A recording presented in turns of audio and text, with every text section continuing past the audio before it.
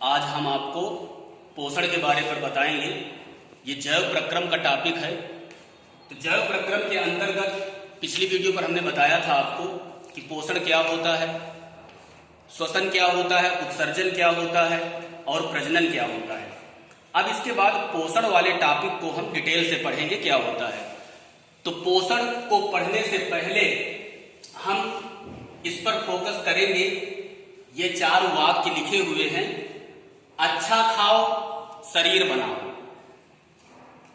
अच्छा खाओ शरीर बनाओ, स्वयं बनाओ और दूसरों को खिलाओ। तो इससे हम पूरे पोषण को याद कर लेंगे। अच्छा खाओ से हम पोषण की परिभाषा याद कर लेंगे, शरीर बनाओ से पोषण की आवश्यकता याद कर लेंगे, स्वयं बनाओ मतलब स्वयं भोजन बनाओ से स्वपोषी पोषण याद कर लेंगे और दूसरों को खिलाओ से विषम पोषी पोषण को याद कर लेंगे। तो आइए देखते हैं पोषण क्या होता है। पोषक पदार्थों को ग्रहण करने की प्रक्रिया पोषण कहलाया करती है। पोषक पदार्थ क्या होते हैं? ऐसे पदार्थ जिनमें ऊर्जा मिलती हो वो पोषक पदार्थ कहलाएंगे और वो ठोस रूप में भी हो सकते हैं, तरल रूप में भी हो सकते हैं। तो ये सिंपल सी परिभाषा है कि पोषक पदार्थों को ग्रहण करने की प्रक्रिया पोषण कहलाया करती है। अब पोषण की आवश्यकता हमको क्यों होती है? तो पोषण की आवश्यकता शरीर बनाओ, ये शब्द याद रखना। इस शरीर बनाओ से हम इन पॉइंटों को याद कर लेंगे। अगर अच्छा पोषण है तो शरीर सुडौल बना रहता है। शरीर का जो फिगर है, जो शरीर का ढांचा है वो अच्छा बना रहता है अच्छे पोषण से। दूसरा, शरीर में होने वाली टूट फूट की मरम्मत होती है पोषण से। अगर अच्छा पोषण है तो अगर कहीं पर चोट लग गई, कोई घाव हो गया तो आसानी से भर जाता है। तो शरीर में होने वाली टूट फूट की मरम्मत के लिए पोषण अनिवार्य होता है। इसके बाद हमारी जितनी भी जैविक क्रियाएं हैं, जो भी हम जैविक क्रियाएं करते हैं, श्वसन होता है हमारे अंदर, उत्सर्जन होता है, प्रजनन होता है, जितनी भी प्रक्रियाएं हैं ये सब पोषण के अंतर्गत होती हैं। इसके बाद रोगों से लड़ने के लिए क्षमता मिलती है। अगर हमारा भोजन अच्छा है, हमारा पोषण अच्छा हुआ है तो हम रोगों से लड़ सकते हैं आसानी से। तो ये जो दूसरा पॉइंट है शरीर बनाओ, इससे पोषण की आवश्यकता जो है वो क्लियर हो जाती है। इसके बाद पोषण के प्रकार, टाइप्स ऑफ न्यूट्रिशन। तो पोषण 2 प्रकार का होता है, स्वपोषी पोषण और परपोषी पोषण। कुदरत ने 2 प्रकार के जीव बनाए हैं। इनमें से एक ऐसे जीव हैं जो किसी से कोई मतलब नहीं रखते, अपना भोजन स्वयं बना लेते हैं। जो जीव अपना भोजन स्वयं बना लेंगे उन्हें हम स्वपोषी जीव कहेंगे। तो यहां पर लिखी हुई है परिभाषा कि ऐसे जीव जो अपना भोजन प्रकाश संश्लेषण क्रिया द्वारा स्वयं बनाते हैं। एक प्रक्रिया है जिसको हम नेक्स्ट वीडियो पर बताएंगे, प्रकाश संश्लेषण क्या होता है। तो ऐसी प्रक्रिया, ऐसे जीव जो अपना भोजन प्रकाश संश्लेषण क्रिया द्वारा स्वयं बना लेते हैं उन्हें हम स्वपोषी जीव कहते हैं या केवल स्वपोषी कह देते हैं। और उनका यह पोषण स्वपोषी पोषण कहलाया करता है। और यह क्षमता जो है हरे पेड़ पौधों के पास ही होती है। कुदरत ने केवल इन्हीं को यह जिम्मेदारी सौंपी है कि आप अपना भोजन स्वयं बना सकते हैं। हम लोग अपना भोजन बनाते नहीं है, हम लोग अपना भोजन पकाया करते हैं। तो दूसरा आता है विषम पोषी पोषण। अंग्रेजी में इसको हम हेटेरोट्रॉफिक न्यूट्रिशन कहते हैं। स्वपोषी पोषण को हम ऑटोट्रॉफिक न्यूट्रिशन कहते हैं। तो विषम पोषी पोषण क्या होता है?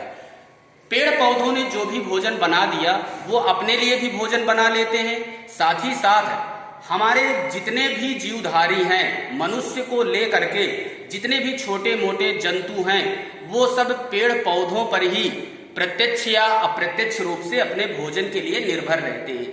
ये कभी अपना भोजन बना नहीं पाते हैं। जो भी पेड़ पौधे द्वारा भोजन बनाया गया है उसी को ये तोड़ मरोड़ करके, पका करके भोजन को ग्रहण करते हैं। तो इसकी परिभाषा है कि ऐसे जीव जो अपने पोषण के लिए प्रत्यक्ष या अप्रत्यक्ष रूप से पेड़ पौधों पर निर्भर रहते हैं उन्हें हम विषम पोषी जीव कहते हैं और उनके पोषण को विषम पोषी पोषण कहते हैं।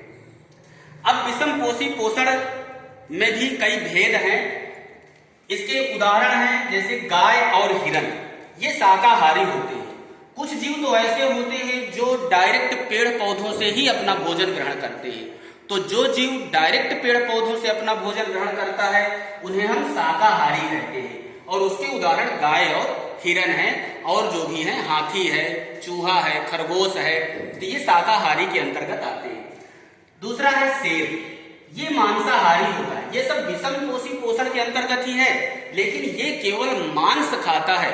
भूखों मर जाएगा लेकिन ये कभी पेड़ पौधों को नहीं खाता है। इसके बाद ये फफूंद है। फफूंद मृतोपजीवी होता है। मृतोपजीवी का मतलब जो मरे हुए पदार्थों से अपना भोजन ग्रहण करे। फफूंद क्या होता है? कवक, या इसको हम साधारण भाषा में कहें तो भुंडा लगना।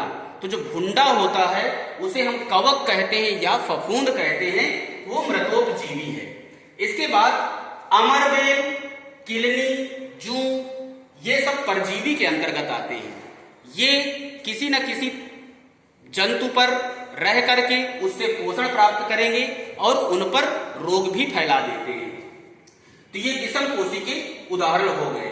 तो ये जो सिंपल सी ट्रिक है इसको जरूर याद रखना।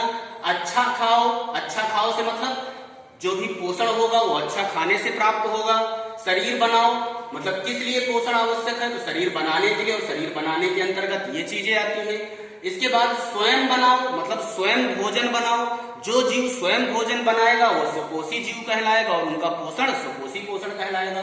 दूसरों को खिलाओ, मतलब ये जो पेड़ पौधे होते हैं ये अपना भोजन दूसरों को खिलाते हैं, तो जो खाता है उसे हम विषम पोषी जीव कहते हैं। इसके बाद कभी कभी भोजन की परिभाषा आ जाया करती है, फूड क्या होता है।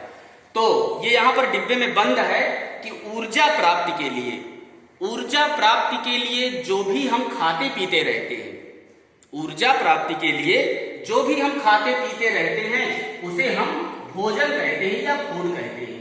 अब पूछ लेता है कि भोजन की आवश्यकता क्यों होती है, तो उसमें भी यही टॉपिक रहेगा कि पोषण की आवश्यकता क्या होती है। भोजन की आवश्यकता और पोषण की आवश्यकता ये दोनों एक ही चीज है। तो इस प्रकार से आपको ये पोषण क्लियर हो गया होगा। Thank you for watching.